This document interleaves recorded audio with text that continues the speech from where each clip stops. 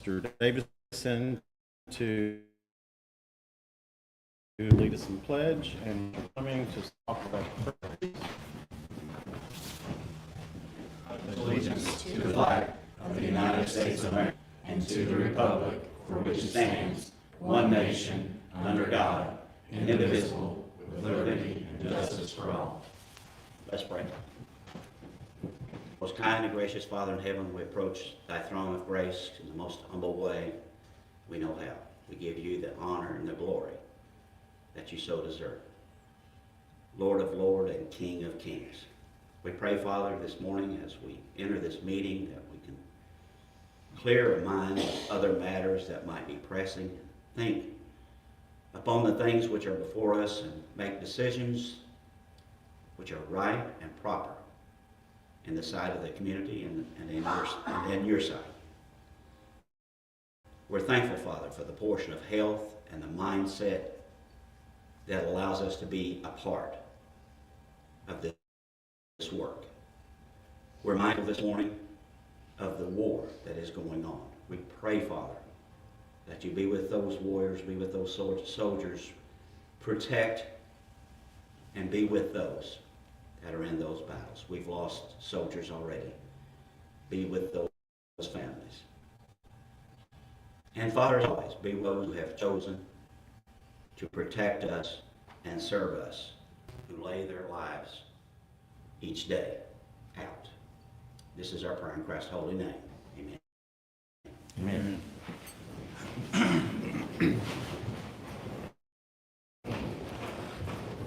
All right, we had no one sign up for public comment, so we'll head right into the agenda. The first one is approval of meeting minutes from February of 2026. All the council members have a chance to. I found an issue with them. Okay. Michelle had asked me for the IC code that I had listed last time, but I didn't see it printed in there anywhere. I missed that one, Karen, I'm sorry. That's okay. I'm sorry I didn't notice it till this morning, so I've been out of town, so. Do you need the code number again, or? I think I have it here. Okay. Yeah, I got it. You can go ahead and approve them with that change, and I'll make out the change and have them for the, next meeting, April. Okay. Yeah. All right. I'll make that motion to approve the meetings with that change. I'll second. Andrew with the motion, Preston with the second. All in favor, right hand, say aye. Aye. Minutes are approved. All right, next on our agenda is the salary ordinance amendment for a part-time dispatcher. Kelly, if you want to come forward.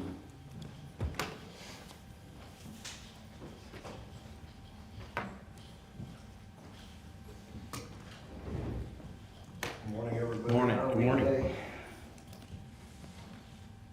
Thank you guys very much for listening to me, and thanks for considering this. Looking at the current state of personnel and staffing that we have in dispatch right now, I'm going to be very candid and we'll come straight out front. As I'm looking at this and what we have to do, I don't want to do it, okay? But looking at everything, this is probably going to be the best way that we get to move forward right now, right? As an administrator, as a department head, I don't want to split a position, which is effectively what we're doing right now. But due to staffing and training requirements,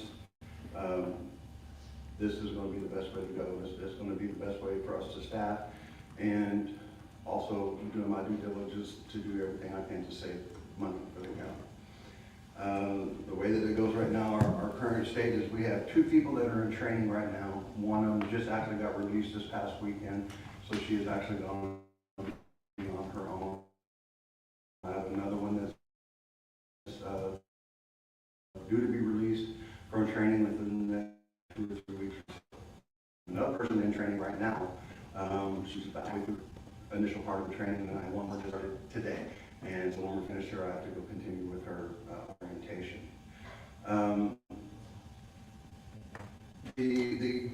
I've taken into consideration, well, going to this part dispatcher and The thing of it is, I mean, it's a good thing and it would be good for like a stopgap, right? You know, where we could have people that would be available on an as-needed basis. What led up to all these people that I have in training right now is that we've lost people. One went to another agency to work to make more money.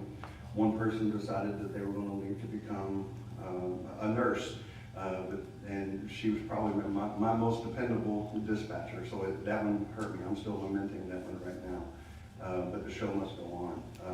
This was an issue that we were coming up, and we were talking about right around budget time last year. Ms. Cowher, she helped me, she had me do some things, and Ms. Michelle, she helped me. And looking at it, this is the best way to move forward at this time. Now, some of the challenges that we're going to face, because we do have some people that are part-time, they do have an expectation of, you know, particular amount of hours that they're going to be working a week.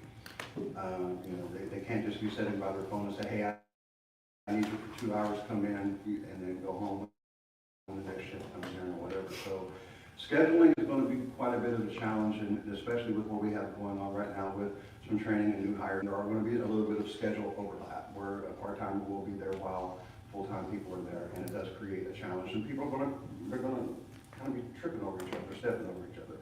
This is a growing pain. This is something that's going to be temporary that we will, it'll be fixed as time goes forward. Right now, you know, it's just going to be incumbent upon me to do my due diligence, trying to schedule around as much as I can without overstaffing, right? For use of a better word. Right now, looking at the overarching thing, looking at the end, this is the best way that I see to run my division for the time being, right, and for right now. So this is the reason why I requested that we go ahead and have 2 part-timers instead of one, you know, full-time position. So that's why I'm coming to you today. It's really difficult, I mean, because I have one dispatcher that has over 5 years of experience. The rest of them, they have 3 years or less. And so we can't retain people, and because we can't retain people because of money, because of whatever reasons or whatever, you know, they're looking places for better money. We're using the part-time as kind of like a fill in the gap and a stopgap. So that's the reason why I'm requesting this be done. See, anybody in the council have any questions for Kel?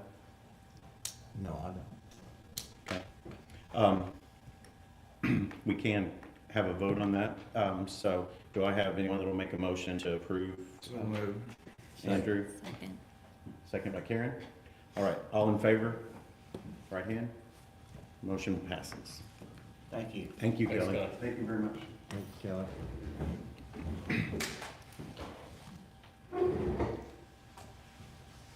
Next on the agenda is the 2026 salary ordinance and the amendments that we have done, and the changes that we made this year after our initial budget process last year. The reason we had council members still asking questions about that, the reason it's on the agenda is for, as all the council knows, that we've been getting emails from Alyssa. She was doing due diligence to make sure that how it stands, the last one that we did, if that was all we needed to do. So I'm going to turn it over to Alyssa for her clarification on the salary ordinance. Yes, good morning, everyone. So there was lots of discussion, of course, about salary ordinance this year. There were several meetings on it. We finally approved one. The salary ordinance that's approved is in accordance with the recommendations of, or the overview that Reedy Financial gave. But I think that the main takeaway is that there's no one way to do it. It's completely reasonable for people to have different opinions about how the salary should be done, how the salary ordinance should be worded. The auditor's office has worked very hard on getting everything up to date and changed in accordance with this amendment. And so my general recommendation to the council has been to any other ideas. I know that there were discussions even about bi-monthly pay rather than bi-weekly pay to avoid the confusion about pay periods. So my recommendation for the council at this point is you all know this better than I do. You'll be at budget time again before you know it. We will be preparing the 2027 salary ordinance before we know it, already in March, is to hold off on any further amendments to this year's salary ordinance, avoid any more confusion or risk of confusion, and work on the auditor's office. And then all of those ideas, suggestions, any remaining concerns, I would recommend we just put it on the topic, put it on the agenda for budget time. And when you're talking about the 2027 salary ordinance, if we need, we can bring in, again, Reedy Financial or someone else ahead of time. And then also, of course, department heads are always welcome to come and share what they would like to see change, what their concerns and questions are.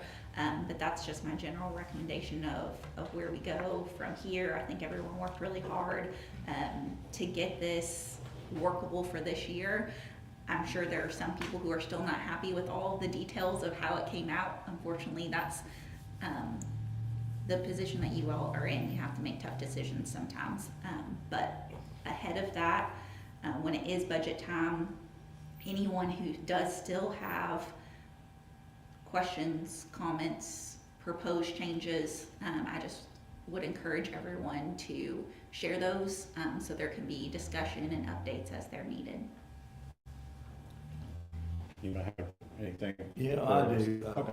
What about the way we're paying the salary? The money that they're losing now, how we're gonna make that up on the salary? Cause they are losing, if you take it the way it is, at the end of the year, they're losing, they're working 2 weeks without pay. And if you give an example like Karen gave a while ago, if they're making $50,000, they're losing about $2,000 at the end of the year.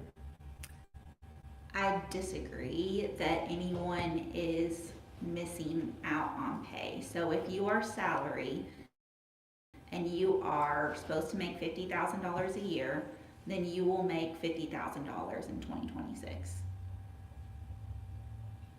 Yeah, but they're working 2 extra weeks. Those weeks are then paid at the start of 2027. So a salary, if you're paying bi-weekly, the end of your last paycheck is never going to be the last day of the year. So there is always some part of the end of the year that is paid at the beginning of the next year, just by the nature of where the pay periods land. And so for a salary employee, you are entitled to receive whatever your annual salary is, and that is what you will receive.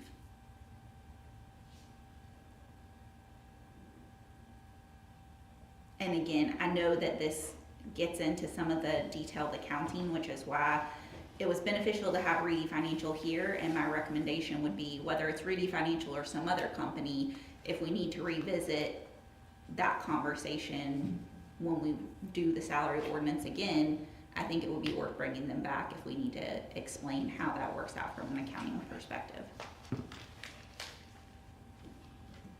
Yeah, but they're not gonna be carrying over a full 2 weeks of pay into 2027. I think that's Preston's argument there. But over the 2 years, it's still 52 pay periods. Between We're 26 and taking 27. a calendar year of 52 weeks and saying that this year our calendar has 54 weeks.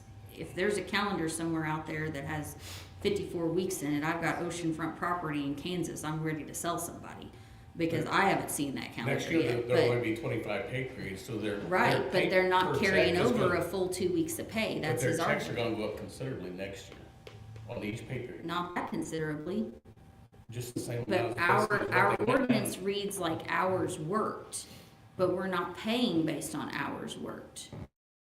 Salary employees are not paid based upon hours worked. But that's not what our ordinance states. Yes, our ordinance says salary employees will receive bi-weekly paychecks during each pay period of 2020, with the total bi-weekly paychecks totaling the annual salary listed in MA. That means your salary is divided by the number of pay periods and that's what your pay is going to be. But the previous paragraphs state based on hours worked. Hourly employees are based upon hours worked.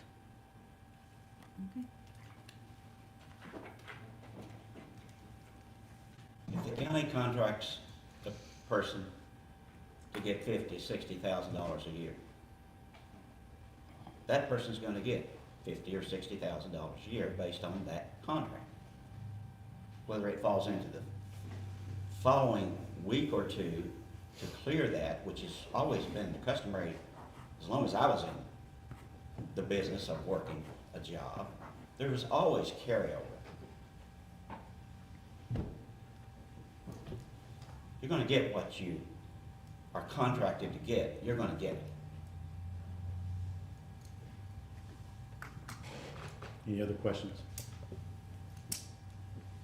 So I think Alyssa did bring up a very good point that as we're going forward, getting ready for this year's budget, we can definitely, even if it's not Reedy Financial, if this council has another group that we want to work with, that would be advisable, and we can address, I know Preston and others have also talked about 2 pays a month, and so that's definitely something that even the State Board of Accounts recommends that, to where that would be something that would, going forward, would be something we need to look at. So I think at budget time, we'll have a lot of ideas to bring to the table and changes for that. Along those lines, I also, we want to hear from the department heads during that, before and during that process. Preston has volunteered to lead a program that he is going to be, along with another council member, he is going to be having monthly discussions with department heads to try to get the communication quicker and earlier. Preston, do you want to explain kind of what that's going to look like?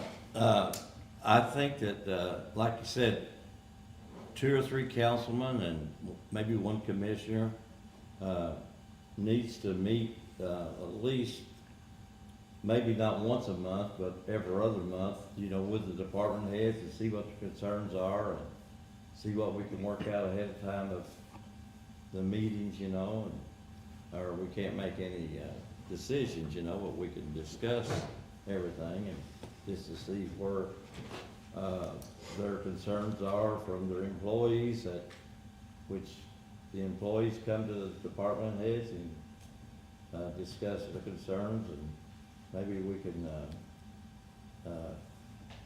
get closer with each other, you know, working together closer. I think they're really separated right now. Yeah, I think part of the goal is also to be involved in impacting turnover, right? Right, that's exactly right, retention, yeah.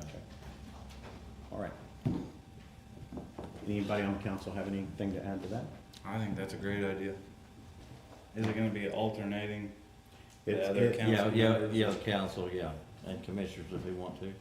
Yeah, I think that's a great idea also. Thank you for volunteering to do that, Preston. Anything else on that subject? All right, the next thing is the land swap for the highway project. I know Alyssa has been communicating with us as a council through this process since we asked the questions that Karen had brought up, specific statute, and we had other questions about it. So I'm going to turn it again back over to Alyssa for clarification so the public can see Yes. what we're doing there. So in April of last year, the commissioners came to our meeting and they brought the attorney that they had hired to assist with the land swap, who is Dave Umpleby. Mr. Umpleby, ahead of that meeting, had communicated with me about the specific Indiana code provisions that the commissioners were relying on to engage in the transfer and their interpretation of whether that transfer required council approval. So that particular statute does say that the county fiscal body, which is this body, needs to approve a sale over $50,000. However, the commissioners can approve something that is not a sale, just a transfer, which is how they constructed that agreement. And because it was not a sale, it was a transfer, that is why council approval was not required. And that's what Mr. We came and presented to this council. That was my reading and understanding of statutes, and though back in April, I don't know the timeline will happen after that. I have any more questions. Mr. was here at this meeting in April. So I provided you all with the specific statutory sections that they relied upon, or that they explained to us at that April meeting, the definitions that are listed in that statute that explains which county body can approve different types of actions regarding the land. So I didn't receive any follow-up questions to my email, but I'm happy to answer follow-up questions if there are any related to that. So is an exchange considered a swap? Do you mean, well, are you asking about a specific definition? Yeah. I would have to look and see what that, I think I have in this email, how the transfer is. Or a transfer, would an exchange be called a transfer then? I don't know if they use the word swap. Is that language that came from somewhere? Well, that IC code that I stated states sale, exchange, or disposal. So I guess my question is a swap not an exchange? I mean, that'd be no different than going to Walmart and buying something at the store and exchanging a product for money. The statute that you had cited, I'm not even sure applies to this county. So if you go back, certain statutes that govern local government have to be specifically adopted by the counties to apply. And so there are lots of different counties of all different sizes and makeups. And so there are lots of different IC codes that set out procedures, rules, those types of things that don't necessarily apply to every single county. But I do know that the way that they, or at least what their council came and explained, that the way that they structured the transfer was under this particular IC code, which was the IC 36-1-11-3. And that is the one that says the disposal of real property under this chapter is subject to the approval of the executive of the political subdivision or the fiscal body. There is executive, so the executive was the commissioners. And then, so that disposal term is defined, and that is the, well, I can look up the definition. So I have a question, Melissa, so on this 36-1-11-3, they, from the beginning, used that in the structure of this contract because that is where that gave the definition of disposal defined in the statute includes the transfer. So Yes. that would give them, the executive, the power to do that and not require vote from the council. Correct. Is that what, okay. Yes. So that's what you're saying. So that supersedes the one that Karen and I, you're saying that would supersede, because that's in the contract, that supersedes the statute that Karen and I were asking about.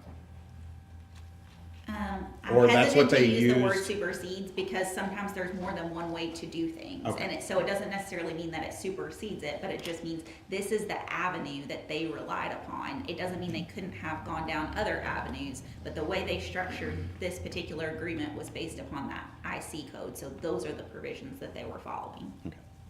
They chose to structure it on that IC code, I guess, Yes. instead of supersedes. Okay.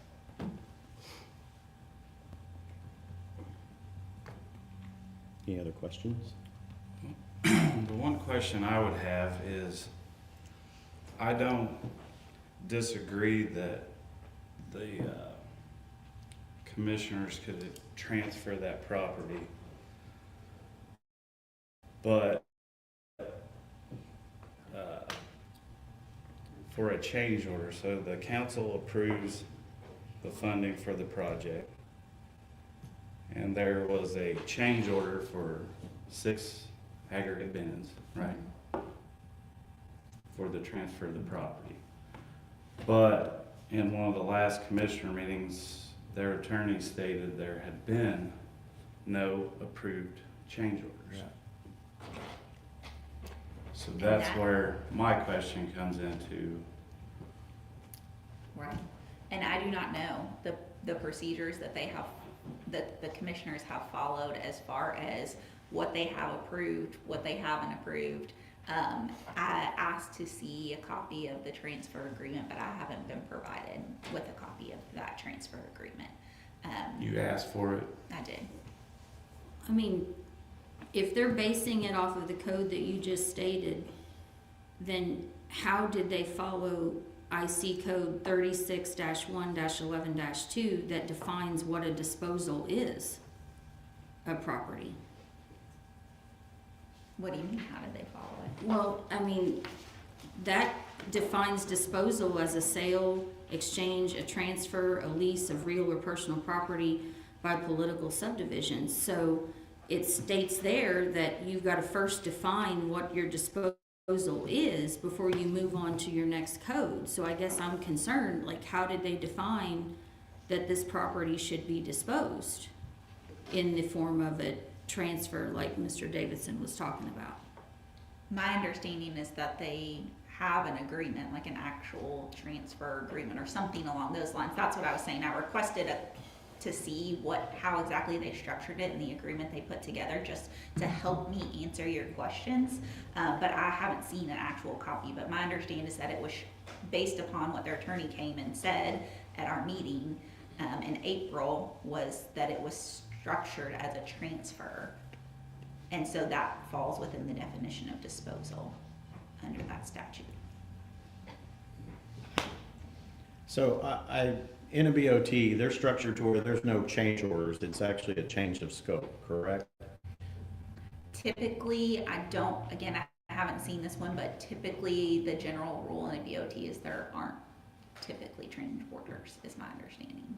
They're considered change of scope, right? Change of scope. Okay, all right, so. Well, in a true BOT, there isn't, I don't think there's actually any change of scopes or changeovers, actually. Yeah. I was just mentioning that, so if someone says, oh, it's a change of scope versus a change order. Yeah. Well, with the BOT and the 4.8, we shouldn't even be giving this land away.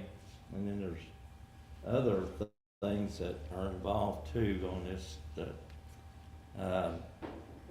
where that art money was given to the contractors instead of through the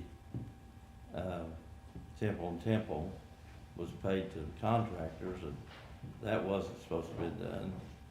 So I don't know, it's really a mess.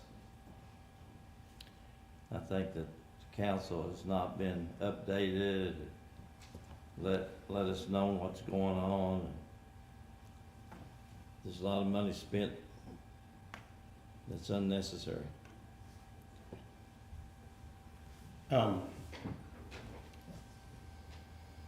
In 2024, this council had representation, multiple people that were going. That faded before 2025. So you're right, we've not had all the communication that we were supposed to have.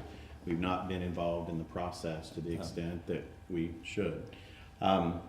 I will say that going forward, Phil Marshall has agreed to have 3 members of this council in every meeting going forward. Andrew has volunteered to be one of those. Bubba was the past president, so he is going to stay part of that. And I was going to do that as the current president. That would give us 3. But if someone else wants to step up and do that, they're more than welcome to. But so we're going to take the commissioners at their word, and I know Tony Cardwell is on board with this as well, that we are included going forward and we are represented. So that will help. And then if that doesn't continue to be the case, then this council has other recourse to go. So, are you guys okay with that, or do you want to do something different?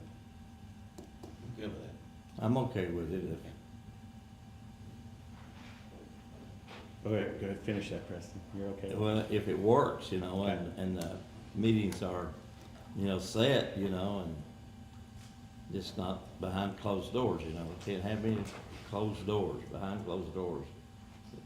Those are always going on. Karen, what's your thoughts on that? I think we need to do it publicly. I mean, I think the meetings of secrets have caused us a lot of problems, it sounds like. I mean, if we're paying subcontractors out of the ARP money and then we're paying them too, somebody's double dipping. And how much, you know, if what he's saying here is, this is worse than I ever thought it would be. So. Do you want to address the concerns about the ARP money that you're working on for us?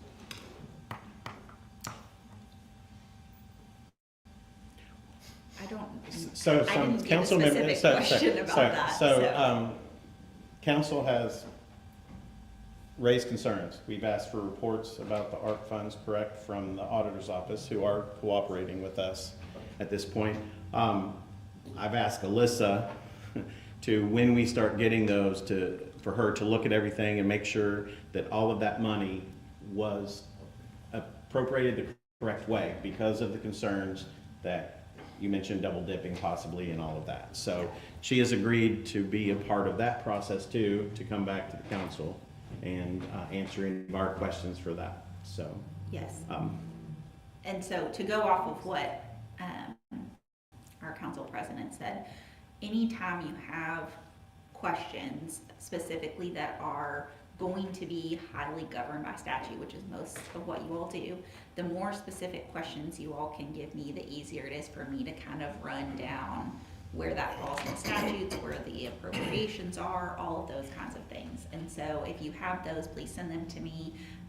But I will do my best to always provide a general overview of any questions that arise. But I haven't seen the specific numbers, and I don't know exactly where you all think that there might be some issues. And so if you want to let me know that, that would be helpful. Can you guys provide specifics I too? mean, if a BOT states we're not supposed to be paying any money until the project is done, that's how it was outlined to us as a council before we ever, you know, when we were still learning what a BOT was and how it worked and all that stuff. We were told that we give them a project, we give them the scope of that project, we finalize said project, and then we, as a council, secure the funding for them. The commissioners enter into an ordinance that states, hey, we can do a BOT in this county. They enter into that BOT. There's no change orders whatsoever. There's no payment made whatsoever until the end of the project. And then the end of the project, the engineer or the designer or whatever they call them gets paid at the end of that said project, and then we transfer after 30 days. That has not happened at all. And it sounds like now it's been paid throughout the process. Karen, do you want to Well, add something to add to according that? to our attorney for all of this, we were fine to pay these things periodically as they were done. We did not pay in advance, we paid as they were done. So the one that you're talking about, the Miller Heating and Cooling that was paid out of our, that was paid, Temples did give us a credit for that. So I don't, and that was fine. Our attorney, we did ask him about that. It was fine that we done that. At the time we had the ARP money, we were trying to get rid of it because if you didn't spend it, you had to give it back. So that's where that came into account on that one. And like I said, Temples did give us a credit on that. But there was 6 bays that wasn't built, and I've asked 3 or 4 times. Tony's asked 2 or 3 times on the breakdown of that $108,000 that Paul Eckert said, and we've not seen it, you know, so this is very upsetting, because they need to keep us in contact if we ask questions. The 6 bays, that's what we're swapping the property for, right? Yeah, no, agar bins. The aggregate bins. So these are the questions specifically that Alyssa, you're requesting the council to send to you? Some of the specifics. Okay. Can you guys get those specifically to her? Karen? Yeah. I think where a lot of the confusion about the BOT stuff comes in is the contract doesn't read like a BOT. It says BOT at the top of it, but it's not. That's where, The attorneys that we use have done a BOT before, so I feel certain that they know what they. well, BOTs are pretty cut and dry with the state. And, when you talk to them and the contracts, there isn't any wiggle room. So you can call it a BOT, but it's actually a design, operate, build, and it actually says it in the contract. Okay. So So- we've passed an ordinance for a BOT and then didn't even follow our own ordinance. To put it in there. Okay. Any other questions about this? Any comments? So everyone will get on the council that has any specific questions, we'll get that to Alyssa, correct? Yes. And then going forward, we're gonna give them the opportunity to follow through with, giving us seats at the table.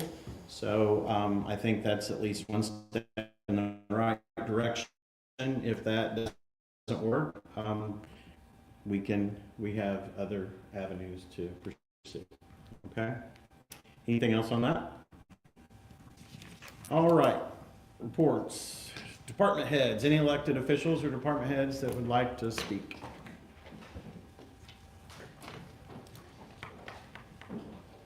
Good morning, Rick. Hello there.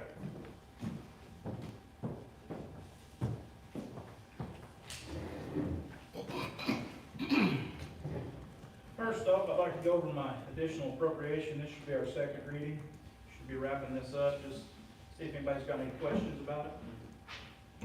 Remember, I said that we couldn't do additionals till the April meeting? We won't receive the money, but can we go ahead and approve it and not receive the funds? No, because the portal just opened up this past week, so we haven't properly, I hate to use the word properly, but it needs to be published, the notification needs to actually physically be published on the Gateway website. All right, that's fine. The documentation I handed out at the last meeting, does anyone have any questions after reviewing it? So we're just kind of letting the clock run out, all right? That being said, the fuel tank issue at the highway department started in 2020, and that's, a good while, nobody's saying anything about it. For the last 6 months, it's really been a hot topic. And people talk about the highway department. Well, surprise, surprise, they call the highway department to ask questions about it. I don't have the answers. And when I tell them I don't have the answers, they seem to think you're being dishonest because they think you should.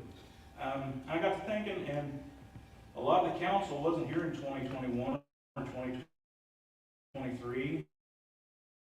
None of you were on the scoping committee. And just like the people I talked to on the phone, they don't really have a timeline. They're starting 6 months and just right in the middle. So I went through my files and put together a few things here to kind of build the timeline that I would like to hand out to you, just to maybe get you up to speed. Probably nothing you don't already know, but I just thought we could go over it.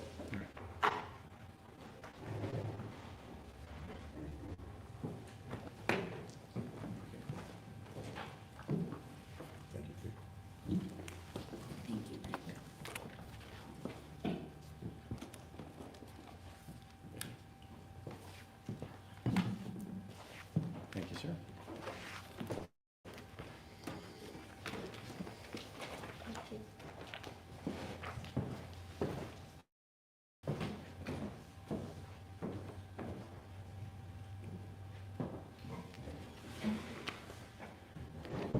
All right, page 1 there, this is where it all started, the seed that started to grow. We received an IDEM notice about some issues we had, mostly about insurance and things. But in that email dated September 21st, 2021, they pointed out to us that our fuel tanks were 30 years old and needed to be replaced. So that's where this all started, just to kind of build us a timeline. Moving forward, December 28th, 2021, we were sending out some feelers on getting price on fuel tanks. June 16th, 2022, we ordered the fuel tanks, and you'll see there, this will be important here in a second, the site had not been picked yet. So we ordered the tanks, and we really didn't know where they were going, but we knew we had to replace our tanks. June 21, 2022, the commissioners approved the ARP funds for our fuel tanks. I would like to point out that the $440,000, that included the funds to remove the old tanks. Because as you'll see on the next page, our facility, 13266, is registered with IDEM just like a gas station. We do monthly inspections. We can't just walk away from those tanks. So don't think if we go to this new place that we just walk away from that, because we're registered, have to do monthly reports. So we need to remember those funds are to remove those tanks as well. Our name is on those. All right, February 23rd, 2023, the Salem Leader publishes that we're going to have a BOT project. And you'll see at the bottom there, I've highlighted where we have been discussing it at previous commissioners meetings. The scoping committee, it changed over time. There were 3 different versions, but the original was Philip Marshall, Rick Roberts, Joe Walker, Kyra Stevenson, Rick Boyles, Brad Isaacs, and Paul Eckert.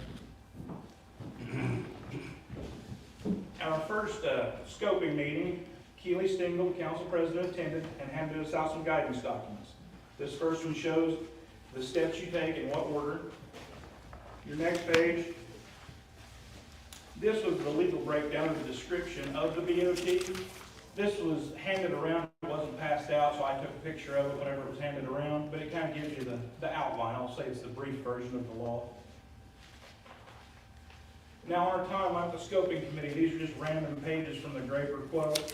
You'll see 4/17/23, 5/12/23, 6/30/23, and then finally the site plan at the bottom right there, you'll see 7/24/23, so we're almost up to August.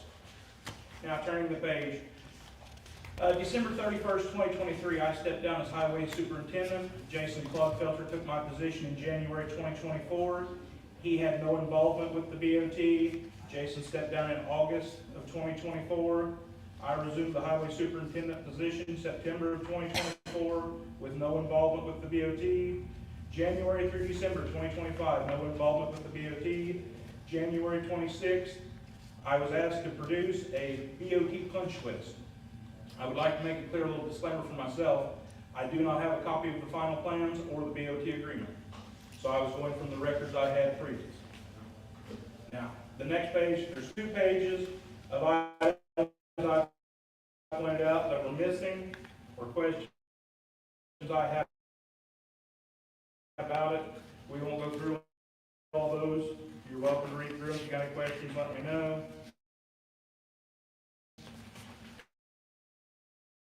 The next thing, at the last commissioners meeting, February 17th, Paul Eckert, Rick wanted to add in some windows. Well, we all know that change orders right now is a very touchy subject, so I take issue with that.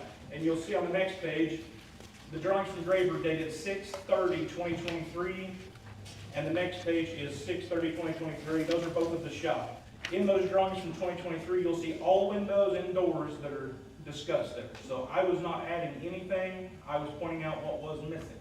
I just like to make that very clear because it would be easy to be responsible for a change order when I'm just pointing out what's not there. And that's it. If you've got any questions, feel free to get a hold of me, we'll discuss it. That's all I got for you.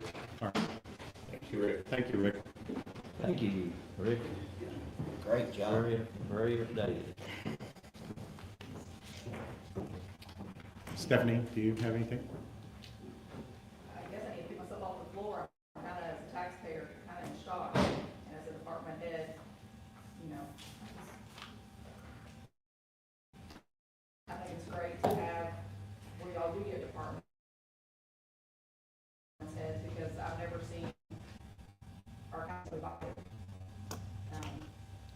currently finishing up proving ballots and, getting ready for an election that I thought, the pandemic election, that we survived and that was great, but this is state of our world, state of, social media, all that. It does affect, all the way down to a county our size, so our election has been, exciting, to say the least, but, usually I'm not a loss for words, but this is, I've been part of many projects over my work history and, built several houses, and I'm just kind of at a loss, which usually I'm not. Well, could you address your concerns specifically to Alyssa so we can help correct some of those concerns? Please. Yes. Thank you. Thank you. Mr. Miller, do you have anything, put you on the spot walking in the door here? I don't think so, other than just want to make a comment about the auditor's office. We've been trying to get things corrected on time cards and things, and they've done a great job getting everything cleaned up. We appreciate that. Thank you. Thank you for a good comment. Yeah. We appreciate that very much. It seems like the positive comments are really harder to get in today's world. I think it goes back to what the lady just said about social media and the division that's in our country. We need to pray for unification. And God's the only one that can take care of that. And thank you for that. I was going to say to the end, but I do want to give another thank you to the auditor's office for getting all the back pay taken care of and working diligently on that to make sure that that was taken care of. So thank you again. Mr. Cardwell. Yes, I've been working on the window project that y'all familiar with, I guess. So got the number, pay 80% of it. If we get it, that would be great. So as soon as I get, she turned it in this Friday, as soon as we get confirmation, I'll be coming together with a dollar amount on that. Awesome. So people maybe that's watching on the live stream or recording, can you clarify what that window project is, just so all the... Replacing all the windows here at the courthouse, which has been well needed for years and years. Right. Thank you for your work on that. Very good, Rick. All right. Kyra. Michelle? I just have one thing, and it's a wonderful thing. I'd like to congratulate the Eastern High School Lady Musketeers for their and I want to thank Brent, our Washington County EMS, and all the fire departments in this county. You talk about a welcome home. We couldn't have asked for better. So thank you very, very much. Absolutely. Alyssa? I don't have anything further. We'll go around the room. Mr. Abbott? Good for now. Mr. Shell? Good for now. Thank you. Karen? Thank you, Rick, for bringing us this. I'm good. Mr. Armstrong? No, I'm good. Yeah, what Karen said, thank you, Rick, for bringing it to us, and it's a great update, and very, thank you. Mr. Fleming? No, I'm fine. Okay. Yes, the Eastern Lady Musketeers represent our county very well, and I want to thank the other members of this council and the commissioners. We were part of the sponsorship for the coverage, and Mr. Miller was up there representing our county very well also, so not just when they got back here, so thank you for that. And Rick, also thank you for this information. And without anything else, do I have a motion to close the meeting? Andrew, make that motion. I have a second. Preston? All right, all in favor, right hand. Meeting adjourned.